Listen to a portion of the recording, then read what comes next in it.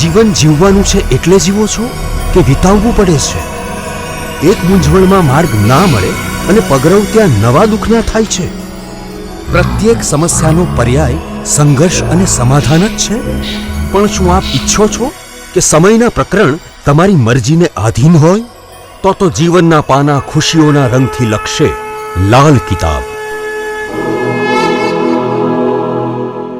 નમસ્કાર મિત્રો, હું હરિવર્ધન ચોકસી આપ સૌનું સ્વાગત કરું. મિત્રો, આજના વિડીયોમાં આપનું ખૂબ ખૂબ સ્વાગત. મિત્રો, રોજની જેમ આજે પણ જોઈએ આપણે આજનો દિવસ કેવો. મિત્રો, આજે તારીખ 18 ડિસેમ્બર 2023 સોમવાર. આજનો શુભ રંગ લીલો. આજના અનુકૂળ દેવતા ગણેશજી, સત્યનારાયણ ભગવાન અને શિવજી. આજની શુભ ધાતુ ચાંદી, સુવર્ણ. આજે શરીરમાં પ્રભાવિત થનારું અંગ આપનું મન. શુભ પદાર્થ કસ્તુરી, શુભ અન્ન મગ. આજનું શુભ દ્રવ્ય પારો. ભાગ્યવર્ધક પુષ્પ ગુલાબ અને નીલકમલ. ભાગ્યવર્ધક સુગંધ ખસ ને મજમુઆ. તો મિત્રો, હવે જોઈએ આપણે ગ્રહો આપણા માટે શું લાવ્યા છે. પહેલો ગ્રહ સૂર્ય. સૂર્ય આજે ત્રીજા ભાવમાં ગોચર કરતો દેખાય છે. તો મિત્રો, આજે નજીકના ભાઈબંધુઓથી સાવધાની રાખવી જરૂરી છે. આ લોકો આપણી સાથે ક્યાંક કોઈ કપટ રમીને નુકસાન પહોંચાડવાની કોશિશ કરે. આજે સારું એવું ધન પરિવારના લોકોની બીમારીમાં ખર્ચાઈ શકે, તો સાવધાની જરૂર રાખજો. ચંદ્રમાં 8મા સ્થાનમાં ગોચર કરે છે. તો મિત્રો, આજે જર ઝવેરાતનો ધંધો કરતા હો ને તો સાવધાની રાખજો, એમાં તમને નુકસાની આવી શકે છે.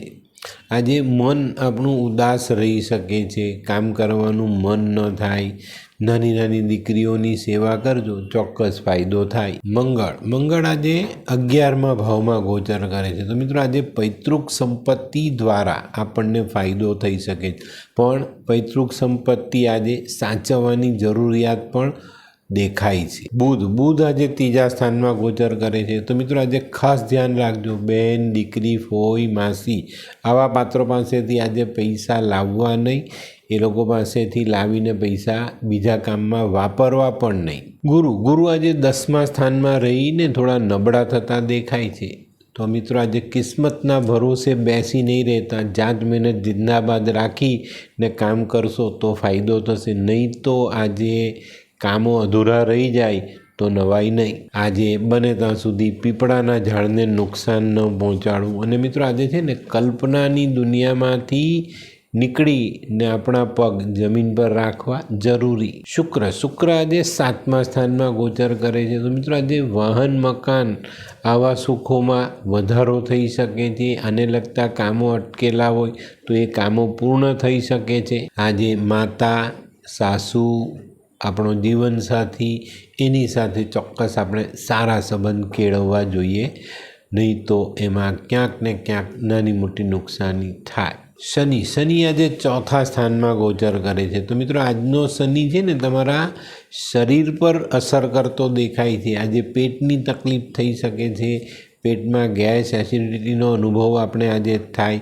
ખાવાનું પચવામાં મુશ્કેલી થાય. તો આજે ખાવા પીવામાં ધ્યાન રાખજો. અને ખાસ આજે માંસ મદિરાનું સેવન નહીં કરતા. તે સિવાય નશીલા પદાર્થોથી બિલકુલ દૂર રહેવું જરૂરી. રાહુ આજે 5મા સ્થાનમાં ગોચર કરે છે. તો મિત્રો, આજે ખાસ ધ્યાન રાખજો, કોઈક બીજા માણસ સાથે આપણા કોઈ ખોટા સંબંધો ન થાય, કોઈ સ્ત્રી સાથે ખોટા સંબંધો ન થાય. આજે બને ત્યાં સુધી જે વ્યક્તિઓ ખોટા કામ કરે છે, ખોટી રીતે જિંદગીમાં કંઈક મેળવવાની આશા રાખે છે, એવા વ્યક્તિઓથી દૂરી બનાવી રાખશો તો વધુ ફાયદો થશે. આજે છે ને આપણી બુદ્ધિ ચંચલ થઈ શકે છે. તો ચંચલ મન આપણે ક્યાંક ને ક્યાંક નુકસાન ન કરાવી જાય, એની કાળજી અવશ્ય રાખજો.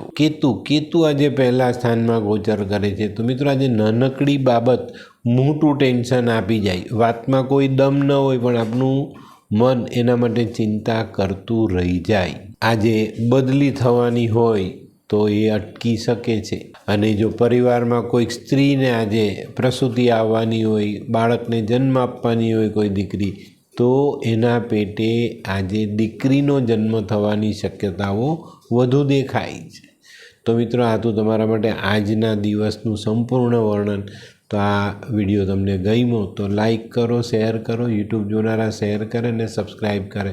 હું હરિવર્ધન ચોકસી આપ સૌની રજા લઉં. ફરી મળીએ નવા વિડીયોમાં નવી જાણકારી સાથે. તો ચાલો બદલીએ જિંદગી. નમસ્તે.